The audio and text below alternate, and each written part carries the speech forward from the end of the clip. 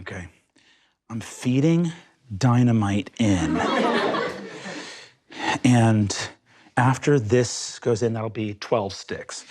I have some vials with nitroglycerin. That's gonna go in afterwards.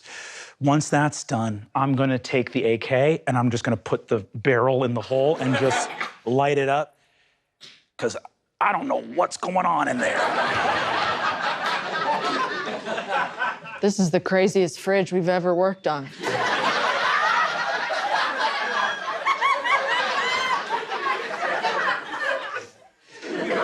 They said it was making a weird noise, rattling, and there was some condensation on the inside of the bags in the vegetable crisper. We gotta blow this up. We could open that door and there could be fucking anything. Anything. There could be anything. Anything. There could be anything. What do you think it is? There's a world where the Freon has leaked in the back. There could also be a full mountain lion. Should I go get bees? Dave, Yes. you don't have to.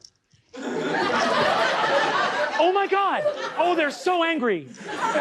They're so angry.